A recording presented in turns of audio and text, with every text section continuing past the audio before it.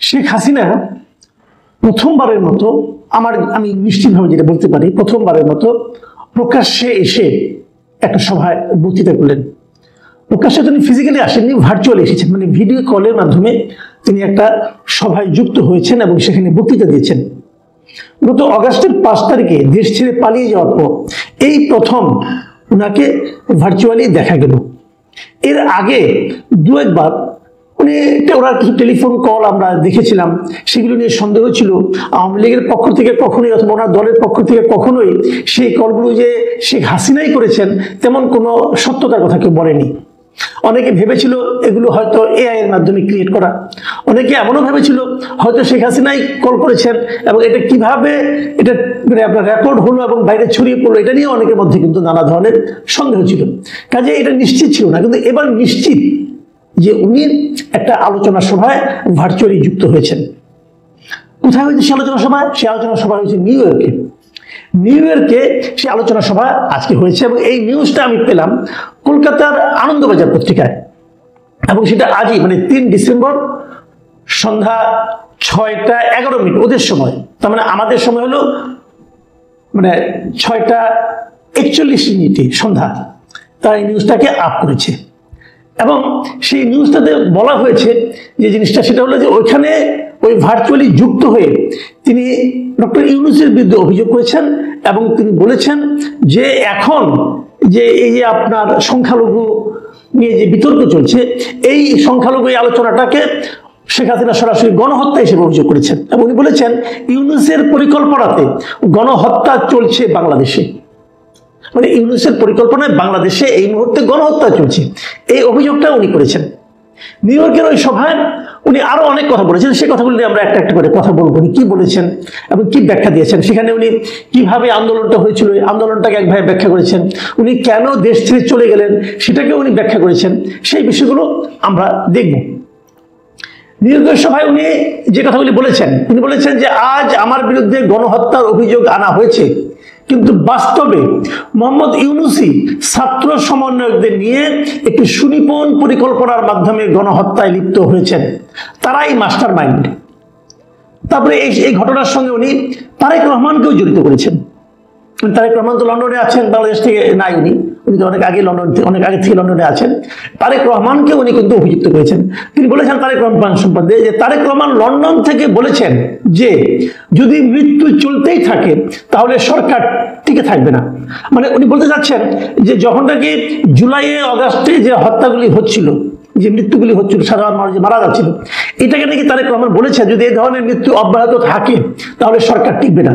তার মানে এই ধরনের মৃত্যুকে অব্যাহত রাখার জন্য তারেক রহমান প্ররোচনা দিয়েছেন বলে শেখ হাসিনা তার এই ভার্চুয়াল মিটিংয়ে উল্লেখ করলেন।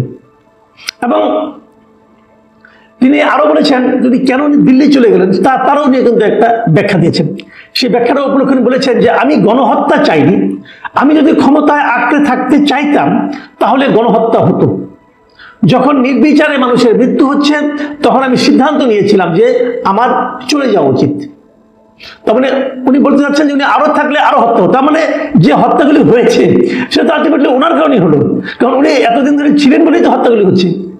উনি বলতেছেন যে আমার, যেমন উনি এক জায়গায় বলেছেন যে আমাকে খুনের পরিকল্পনা করা হয়েছিল, আমার নিরাপত্তা রক্ষীরা ঠেকাতে যদি গুলি চালাতেন তবে গণভবনে বহু মানুষের মৃত্যু হতো, আমি তা চাইনি। আসলে উনি তা চাননি নাকি সেনাবাহিনী তা চায়নি, এটা কিন্তু দ্বিধা আছে, এটা নিয়ে কিন্তু নানা বিতর্ক আছে। কারণ এর মধ্যে আমরা বিভিন্ন সোর্স থেকে তথ্যগুলি পেয়েছি যে উনি আদেশ দিয়েছিলেন ঠিকই, কিন্তু সেনাবাহিনী ওনার আদেশটা মান্য করতে রাজি হন নাই। সেনাবাহিনীর কর্মকর্তারা, শীর্ষ পর্যায়ের নেতারা বলেছেন যে আমরা এই দেশের মানুষের উপর গুলি চালাতে পারবো না। উনি কিন্তু ঠিকই অর্ডার করেছিলেন এবং সেনাবাহিনী ওনার আদেশ মানছেন না বলে তাদের সঙ্গে হম্বিতম্বিও করেছেননি। কিন্তু আমরা দেখতেছি উনি এখন বলতেছেন যে উনি চান নাই, এই জন্য উনি চলে গেছেন। ঠিক এই ধরনের একটা কথা আপনাদের মনে আছে কিনা জানি না, এরশাদ সাহেব একসময় বলেছিল যে গণ আন্দোলনের মুখে, গণবিক্ষোভ আন্দোলনের মুখে ওনাকে পদত্যাগ করতে হয়েছিল। তখন উনি বলেছিলেন যে আমি গণহত্যা এবং মানুষের মৃত্যু চাইনি বলে ক্ষমতা হস্তান্তর দিয়ে চলে এসেছি। তো এইগুলি কি আসলে কারণ নাকি অজুহাত, নাকি পরবর্তীতে মানুষের সিম্প্যাথি পাওয়ার একটা অজুহাত, এটা আমি বলতে পারবো না। উনি কি মনে করে বলেছেন না বলেছেন এটা হয়তো উনি জানেন। কিন্তু আমার এখানে অন্য একটা প্রশ্ন, অন্য একটা প্রশ্ন এখানে এরকম যে এই যে উনি ভার্চুয়াল মিটিংটাতে যুক্ত হলেন, যুক্তরাষ্ট্রে যে মিটিংটা আয়োজন করা হয়েছিল, সেই মিটিংটা কোথা থেকে যুক্ত হয়েছিলেন? উনি কিন্তু ভারত থেকে যুক্ত হয়েছিলেন, এবং সেটাই বলা হয়েছে, ওখানে মিটিংও বলা হয়েছে উনি ভারত থেকে ভার্চুয়ালি এই মিটিংয়ে যুক্ত হচ্ছেন এবং হয়েছেন। আর ভারত থেকে উনি কিভাবে যুক্ত হলেন? ভারত উনি আশ্রয় আছেন, ভারত সরকার শেখ হাসিনাকে আশ্রয় দিয়েছেন। এখন এই যে কথাগুলি বলছেন শেখ হাসিনা ভার্চুয়াল মিটিংয়ে যুক্ত হয়ে, সেগুলো তো আলটিমেটলি আমাদের দেশের বর্তমান যে সরকার আছে তার বিরুদ্ধেই যাচ্ছে। বর্তমান সরকারকে উনি খুনি বলছেন, বর্তমান সরকারকে সরকার প্রধান করে গণহত্যাকারী বলছেন, এবং বর্তমান সরকার কিভাবে গণহত্যা করে ষড়যন্ত্রকে থেকে সরেছে সে সমস্ত কাহিনী বলছেন। তো এই কাহিনীগুলি ওনাকে ভারত কেন তার মাটিতে থেকে বলতে দিচ্ছেন, এই প্রশ্নটা কিন্তু উঠতে পারে। আজকে যদি ভারত থেকে একজন লোক, একজন যেমন আমরা একদম মনে আছে আপনাদের যে ওই উলফার এক লিডার আমাদের এখানে ছিল, তাকে তো আমরা ধরে ইন্ডিয়ার কাছে ফেরত দিয়েছি। কেন দিয়েছিলাম? কারণ আমরা বলছিলাম যে আমার দেশের মাটিতে বসে আমার প্রতিবেশী রাষ্ট্রের বিরুদ্ধে সে ষড়যন্ত্র করছে, অথবা তার বিরুদ্ধে সশস্ত্র সংগ্রামের পরিকল্পনা করছে, অথবা করছে, পরিচালনা করছে, কাজে সেটা আমরা মানবো না, আমরা দিব না। প্রতিবেশীর সঙ্গে আমাদের সম্পর্কের এটি হলো একটা শর্ত। তাহলে ওদের সঙ্গে আমাদের শান্তিপূর্ণ সম্পর্ক তো আছে, দৃশ্য তো যা কিছু হোক না কেন, কিন্তু কূটনৈতিকভাবে তো ওনারা আমাদের বন্ধু, আমরা ওনাদের বন্ধু, আমরা ওনাদের প্রতিবেশী। তো আমাদের একজন লোক ওর দেশে বসে তাদের আশ্রয় থেকে, এবং তাদের সরকারি আশ্রয় থেকে, লুকিয়ে থেকে না, সরকার তাদের আশ্রয় দিয়েছেন, এবং উনি যে মোবাইলগুলি ব্যবহার করেন, যে সিম ব্যবহার করেন, সেগুলি সবই তো ইন্ডিয়া গভর্নমেন্টের দেওয়া।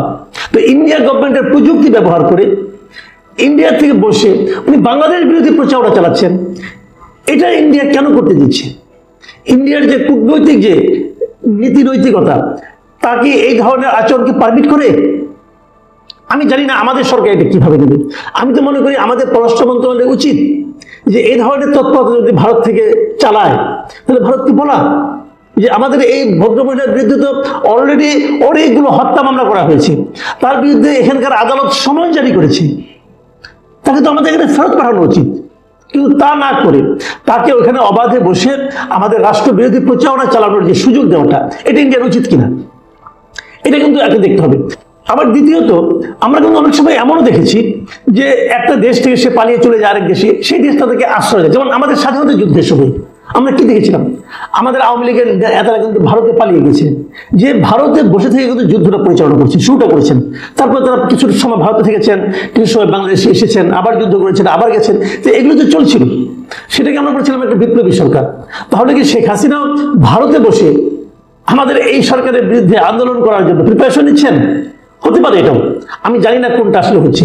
কিন্তু রিয়েলিটি হলো শেখ হাসিনা প্রথমবারের মতো আসলেন, এবং আমার ধারণা আগামীতে উনি এভাবে আরো আসতেই থাকবেন, এবং উনি যে আসবেন এভাবে নিয়মিত ভার্চুয়ালি, আমার ধারণা বাংলাদেশে অনেক অনুষ্ঠানে উনি ভার্চুয়ালি যুক্ত হবেন, যেমনটি নাকি তারেক রহমান গত কয়েক বছর ধরে হয়েছিলেন।